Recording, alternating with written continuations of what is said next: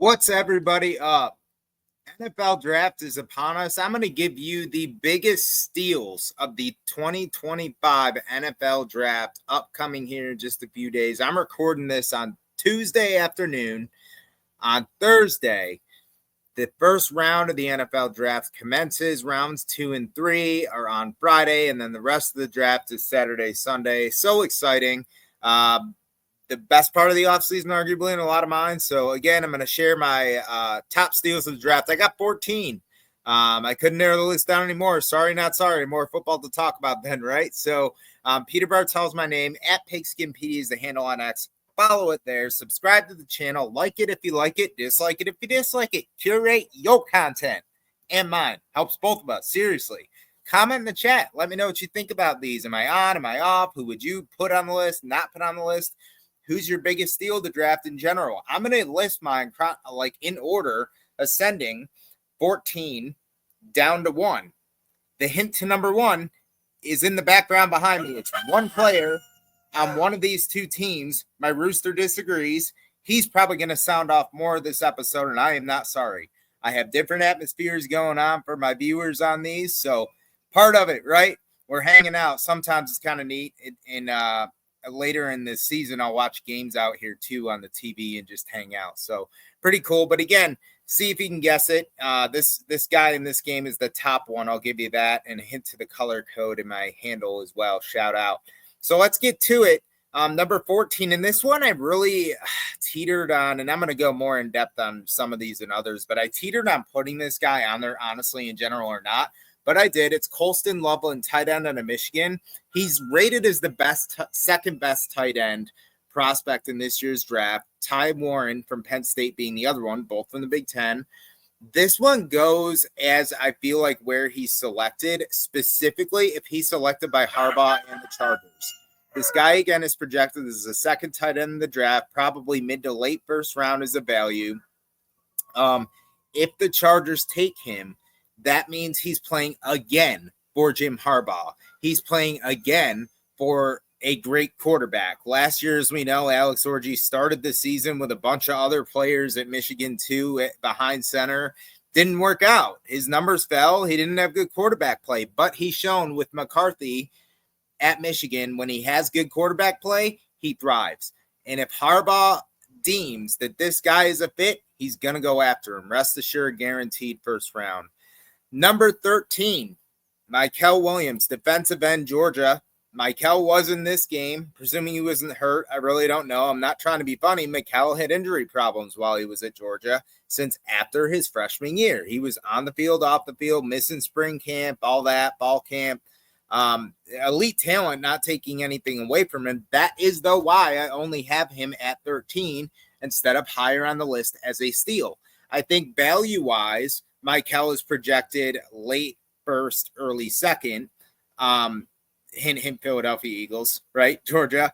But I think he's a great value, presuming, knock on wood, a lot like Loveland, right? Like there's an if on this. I'm not concretely saying like, yes, this guy's going to be it no matter where he goes or what happens. I think for where he's projected to go and the skill that he has shown when he's healthy and on the field, I think if you maximize that and get the most out of him, then he's going to be an elite talent for you. As a freshman at Georgia, he had 4.5 sacks. 4.5 again in his sophomore year, and then 5 in his junior year. And again, the rooster, his name is Rhett, by the way. He says hello. So, sound off, right? Man, I have like 5 people hit me up for eggs today. Side note. He don't lay. He just, well, you know, he takes care of the flock. We'll say that. But my hens, man, I had to have a talk with him to keep them in check, keep them in line, and start pumping out. We got to make that bread around here, right? Anyways, back to football. Number 12. By the way, I got a second rooster. Let me know. Message me on Twitter, whatever, what I should name the second rooster. I'll give a shout out to whoever names it right, because I'm struggle bussing. It's important. It's like naming your car. People that don't name their car, by the way, what are we doing here? Sorry, back to football. Omarion Hampton, 12, running back, North Carolina. That guy absolutely crushed it at UNC. Crushed it. This guy had a batch of over 200-yard games, I know. Did some receiving out of the backfield as well. In total for his career, primarily in 2023, 2024, he had 3,500 yards rushing, 36 touchdowns. This guy, elite. I know Ashton Genty is going to be the first running back off the board, unquestionably. He's going to go really high. Beyond that, people are kind of questioning, like, what running back is even worth it. I think this guy's one of the most worth it. I'll say, based on his production at North Carolina, I'm actually not sold on Genty just because of his workload. He was the bell cow at Boise State. And as we know, that position, if you are the primary, the only, the go-to, that's going to add up. Like, you're not seeing it yet. Yeah, because the guy's 22, 23. But Derrick Henrys don't grow on trees. You know what I mean? Like, he's got some wear and tear on him in Genty, and guys like this are flying under the radar. So I really like Omarion Hampton here in the draft.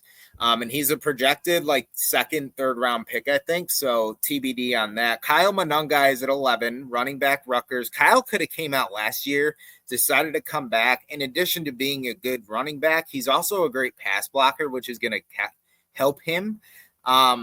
He's the 25th best running back according to NFL Draft Buzz. That's the site that I went with to pull some of these stats and rankings. The stats are what they are, right? With Monungai, he has he was at Rutgers for 5 years, stayed all 5, which is rare nowadays, right? The last 2 years, he had over 1,200 yards in each of his final 2 seasons, 27 touchdowns in his career. So primarily used as a legit running back, nothing out of the passing game really worth note. But watch for Monungai, man. Rutgers, a lot of those guys go under the radar, but hey, he was coached under Greg Schiano, right? So that's a good system. Next guy had 0 stars out of high school, running back out of the Big 12, DJ Giddens. Split carries last year, was the primary this year. 0 stars at high school, guys. 17th best running back in the class, projected mid-round pick here. I'm not going, as you notice, I'm trying to get through all these, so I'm staying pretty surface level with most of these. A few I'll go more into depth, but I really like Giddens. His versatility as a back. Pass catching out of the backfield as well is good. He had 679 yards, pass catching, receiving, and 4 touchdowns during his 3 years at Kansas State. Final 2 seasons, he had over 1,200 yards rushing. So total on the career, 3,087 yards. And again, 0 star to high school. So shout out Josh Allen vibes, just different position, right? Let me know what you think about these in the comments as we're going here. Like I said, initially I was just spitballing in my head on these, and I'm like, man, I'm too biased towards this conference, and I'm too biased towards this conference. And I said, you know what?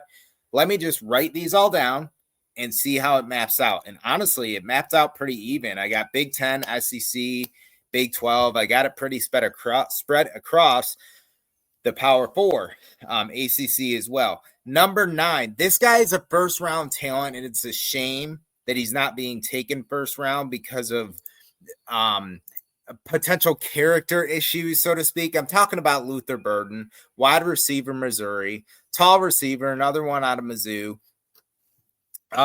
Good player, solid player, first round talent. His best season at Mizzou was in his sophomore season, 1,212 yards, 9 touchdowns. That's where he really emerged, right?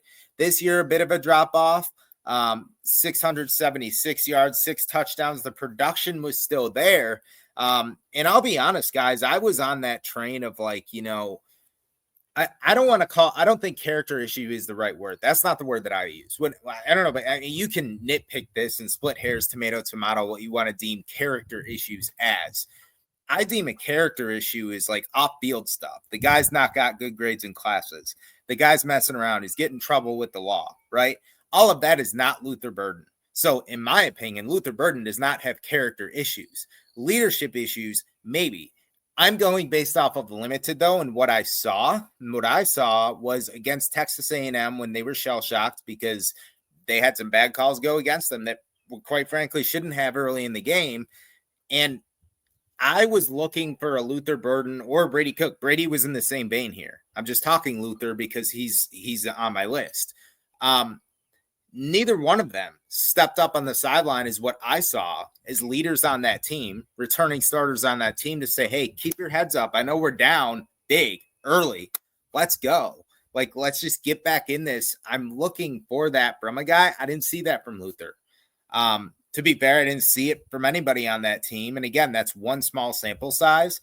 I got to shout out Maggie Johnson. She's been on this show before, talking Mizzou, and I hit her up. I'll just say offline, not live, but asking her about what I just told you. And she called me out, she shut it down, and she knows Mizzou more than anybody. So I got to trust that. I think Luther is the guy, especially so these character issues, which again, I sounded off on how I feel about that. If you're saying that's the reason the guy's second round, then that's erroneous. Draft him first round. This guy's being projected late first, early second. I'll be truthful. The biggest thing for me here is Burden. Guys, there's two receivers being drafted over him projected, Matthew Golden and Tatorian McMillan. McMillan's from Arizona. I would say skill-wise, Burden and McMillan are 1A, 1A. McMillan's supposed to go top 10, potentially top 5. Golden's projected to go first round. All he can do is run deep. Burden is a full-fledged receiver. So especially comparing Golden and Golden and Burden, I'm like, what are we doing? Why are we drafting Golden over character issues that don't exist? And thank you, Maggie, by the way, for helping me kind of distinguish that, separate that, talk through that. Like, what are we doing? This guy, therefore, is all of a sudden a second round draft pick? No, draft Burden all day. I'm telling you, draft Burden all day. Wouldn't that be fascinating if they kept him in state and go to KC? Well, technically not, but Mizzou right next door.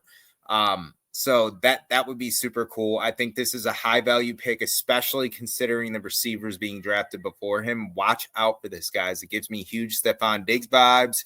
A guy that could just take over the game. Like, you throw it to him and he's coming down with it. When I had Maggie on and she was ranking her top Mizzou Tigers, we talked about Burden and how he can just take over a game if he wants to. He's got that kind of effect. So good stuff. Let's go to 8. Raheem Rocket Sanders, South Carolina, formerly Arkansas Razorback. Few remember this because Rocket was hurt his sophomore year, but freshman year at Arkansas, he was second barely to Quinshon Judkins, who at that time was at Ole Miss and rushing in the SEC as a true freshman. Comes back this year at South Carolina and has another big year. I actually didn't have his stats handy, so I'm looking it up right now. 881 yards. So I stand corrected. His second year at Arkansas, his sophomore year, is where he was second in the SEC in rushing to Quinshon, and 6.5 yards a carry that year. Came back up this year, 881 yards, 11 touchdowns for the Gamecocks. He was part of that resurgence with Shane Beamer this year. So, by the way, he's ranked as the 20th best running back on the board, and he's a load, man. He's 220, 230 roughly. So watch out for him. If he can stay healthy, that would be a very, very high pick. Because of versatility, this is a guy I have at 7. Hint on the hat, running back LaQuint Allen, Syracuse. Could have came back to Cuse this year. We're sad to miss him. That's my team, but it's pretty neat when you're a school that traditionally doesn't even have anybody drafted besides maybe a punter, that you have a running back that's probably going to be taken, a quarterback in Kyle McCord that's definitely going to be taken. Not first-round draft picks, right? But I'm talking about this guy as being 7th overall on the list of steals. 12th best running back in the class. He can catch the ball, run out of the backfield. One of the most important things to me, guys, is that like his usage was limited last year, at least in the first half of the season.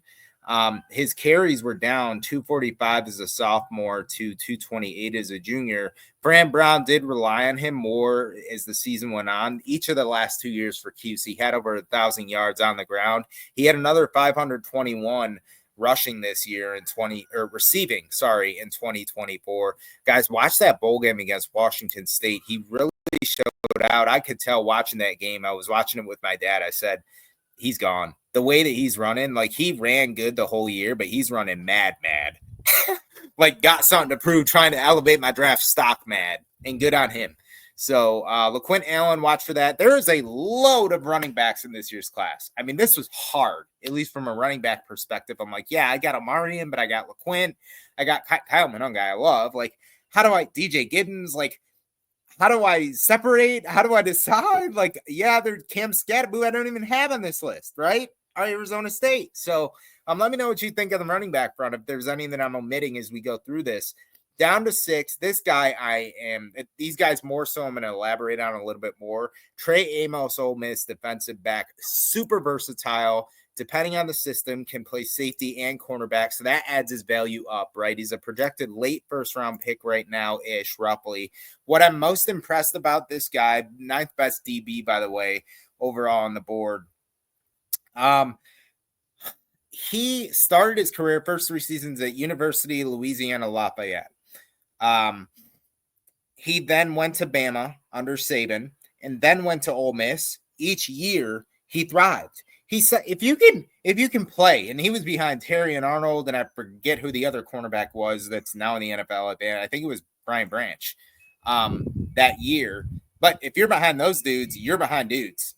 Like that's nothing to be sorry about. And he still got a good bit of playing time. And then he started for Ole Miss under Pete Golding.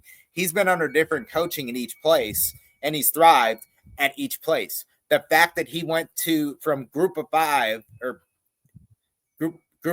yeah, to power for Bama, Nick Saban's Alabama, and then Ole Miss, man. And he's crushed it everywhere he's been. This is a very, very valuable pick. I'm not really sharing teams here where I think guys could go, should go. It's all out the window when draft day happens, right? Like hardly anybody picks the teams even, right? I do think the Bills make a lot of sense here, though, with Bedford in the back end. CJ Beathard in the back end.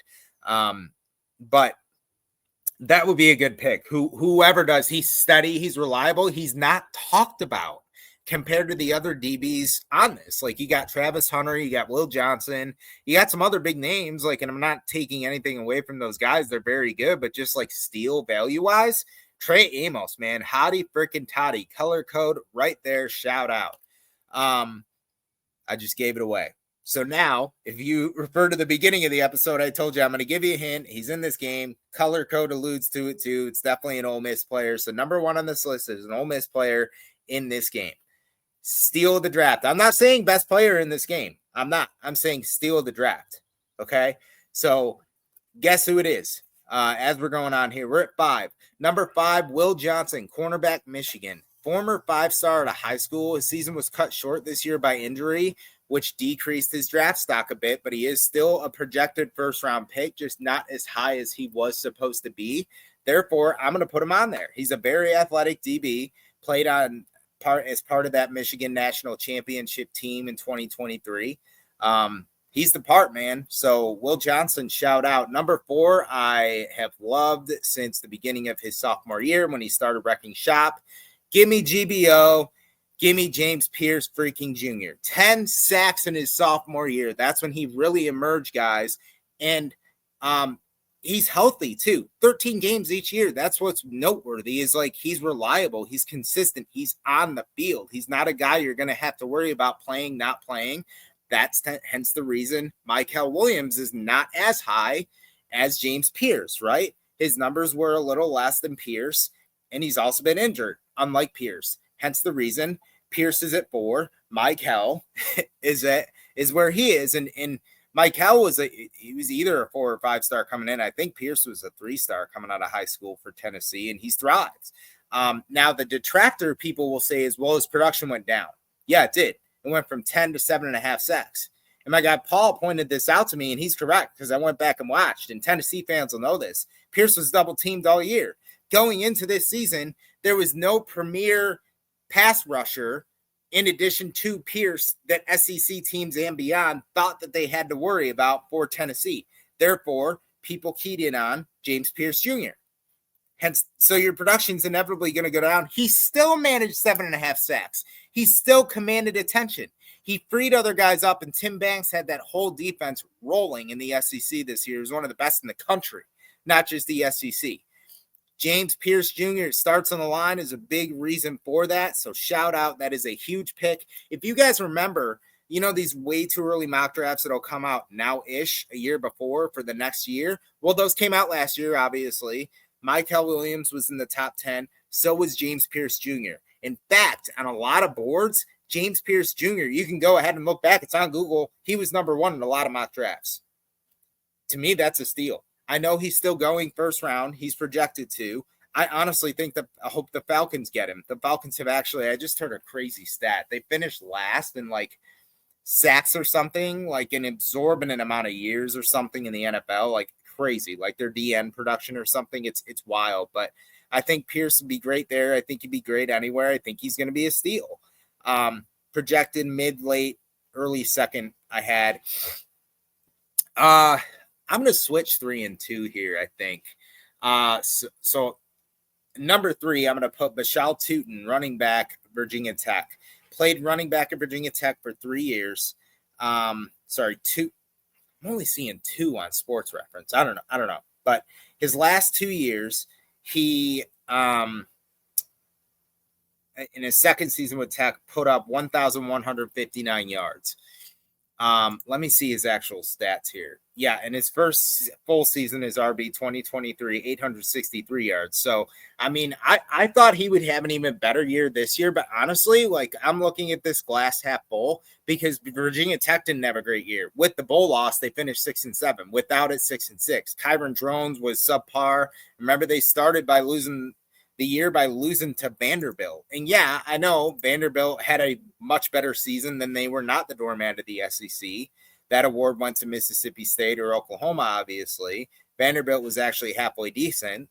But I'm just saying all this to say Virginia Tech didn't do as good as Virginia Tech was supposed to do. I had Virginia Tech picked to win the ACC, or I think second. I had them and SMU up there. You can laugh at that. I'd rather just be honest with you, and therefore I thought Bashal Tootin, and I also thought Kyron Drones would have a great year. Well, one of the two did. It was still Bashal Tootin, super steady, and I still think he's going to be a great pick. 14th best running back on the board. Okay, we got 2 more here. Number 2, Will Campbell. Lock it up, SEC all day. LSU, go Tigers. My friend Tracy, my girl Tracy, taught me not to, one. So I just referenced that change right there, that edit in real time. You're welcome, Tracy. But go Tigers. Tracy was on an episode a while ago sharing her top moments as an LSU fan, so check that out. We did not talk Will Campbell at all, but I will now. Number 2 on the list, I think he's a steal. Yes, I understand he's more than likely a top 10 pick, potentially a top 5 pick, depending on the situation. I think he's locked down for a decade, and I think that's the value here. The fact that he's not going first or second, especially when I know I get it, positional value with the quarterbacks, but I'm telling you guys, like, hit me up in 5 years. You don't have to wait a decade, and you'll be able to see this guy is going to be a lockdown tackle. I hope he's a tackle. I'm going to sound off on that in a minute. A lockdown tackle for a freaking decade. It gives me Nate Solder vibes when he protected Brady. If you ask Brady who his most valuable weapons were for his offense and the guys that he could not do without, I guarantee you Nate Solder is on that list, the former tackle from Colorado. Also, by the way, another player whose number is not retired for Colorado that should be retired at Colorado, Nate Solder. Reference Shedeur Sanders. That's another episode. Okay, before I get too heated. Will Campbell, man, he's gone 24 games, guys, without allowing a sack. That's amazing. I actually wrote an article on him on SaturdayBlitz.com halfway through the season. He hadn't allowed a sack yet. And I'm like, if LSU, I understand the wins matter, the record matters, right? But like if he keeps going without allowing a sack, he could be a Heisman finalist. I don't see an offensive lineman's not going to win the Heisman. Eric Boggs and I sounded off on that. The Ohio State guy. We were talking Ohio State players, and we were talking about Orlando Pace. So we were making comparisons between Will Campbell and Orlando Pace. As far as not allowing sacks, Orlando Pace, number 1, Buckeye Nation. Don't get up in my DM for that. Orlando Pace, top notch. Will Campbell is a 1B though. Let's be honest. I mean, he took the cake. So, like I said, 24 game win streak or 24 game streak without allowing a sack. He allowed 5 sacks, guys, in his whole career. He started at LSU since his freshman year. So, for 3 years, 5 sacks and 2,553 snaps. Crazy. Absolute anchor for that line. And he did it really without LSU having much of a running game during most of his time there, right? So, you, in theory, the defensive linemen and linebackers could pin their ears back even more so because LSU was a little more predictable during his tenure, right? So super impressive for Will Campbell. I see a total lockdown guy for a decade, like I said. And the thing is, guys, they're talking about him as a guard. He played multiple positions at LSU when he needed to. He was versatile. His primary, though, was tackle. Guys, they're talking about him as a potential guard because of his arm length. Isn't that crazy? I'm sorry, but like the combine, I guess, measured his arm maybe like a half inch or inch shorter than is the preferred for NFL arm length for tackles. Like, I kind of get it. I really don't get it. I'll be honest. Like, he's good. He doesn't allow sacks. Like, put him at freaking tackle. That's his natural position. That's his best position in college. Send it all day. Go Tigers. SEC. Will Campbell. Number 1 in this episode, as I alluded to, it's a linebacker for Ole Miss. Top steal of the NFL draft. Give me Chris freaking Paul. Hotty toddy. Hell yeah, damn right. 3 years in Arkansas. Capped it off with a phenomenal 2024 for Ole Miss. Guys, yes, he had a great 2024. People are looking at him and showing a lot of tape of 2024, assessing him and talking about him based on 2024. He had a great year. I'm not taking anything away from that. However, he was doing that for a couple years before at Arkansas. Okay, let me read you his 4-year career. And by the way, this guy out of high school, 3-star out of high school, 804th nationally, 80th linebacker overall out of Cordell, Georgia, Crisp County High School. And it really gives me a different position, but it gives me Justin Jefferson vibes, Lab McConkey vibes. Like I actually did an article of best 3-stars of all time out of the SEC. And Scooter Harris, Dejon Scooter Harris, I'm sure Pooh's familiar with him, was a linebacker at Arkansas who showed out in college, was one of the best 3-stars of all time. And I don't think I would put Pooh on that level, honestly, but like production wise, he improved each year is what I'm saying. 3-star out of high school, 804th overall prospect. So super impressive. Pooh's numbers, right? Back to it. Freshman year played very sparingly. It's true freshman at Arkansas, understandable. Sophomore year, he really started to propel. 62 combined tackles, then 74 his redshirt sophomore year at Arkansas. 88 at Ole Miss during 2024. Applauded, and also 11 tackles for loss, which is the stat that I think most sticks out. Pete Golding put him in the right situations. I was wrong on Ole Miss. I thought Amos was going to, Amos was talented. Paul was talented. Walter Nolan was talented. I knew they were getting a lot of good pieces. I questioned the coaching with Pete Golding. I was wrong. I like to admit when I was wrong. I was so wrong. I thought, they're coming into this with Dart, a high-powered offense. Trey Harris is back. They got good young receivers. Jackson Dart, like Caden Priestcorn. That was actually if you want to say, like more of the problem was just figuring it out and putting all the pieces together consistently on offense. Pete Golding and that defense, anchored by Chris Paul and the rest of the crew, locked freaking down. That's the reason Trey Amos is one of the other ones on my list. So Paul's production every year, as you can see in college, thrived. I was excited and intrigued to see him at Ole Miss this year. I thought he made the wrong move, honestly, going to Oxford just because of who the DC was. I know Arkansas has been struggling, which probably played a part. But still, I thought, you're producing, you're improving, like just stay in Fayetteville was my logic. Hey, I'm glad I was wrong because this guy every single year has improved. Also, 3.5 sacks this year in his career, 9.5 sacks from the linebacker position. Super elite talent, did great at the combine too. I know the linebacker position has some good ones. I'm not talking first guy off the board. I'm talking best value pick. I think this guy has potential to turn into a Hall of Famer. He gives me that San Fran 49ers vibe. I've seen a lot of mocks on this guy, and San Fran, ironically, is actually a place that I've seen him. But there's some linebackers, Patrick Willis, traditionally from Ole Miss, that have gone there and had great careers. So good stuff here, but that's my top 14. Let me know what you guys think about this in the chat. Comment on it, like the episode if you like it, subscribe, and everybody have a night good.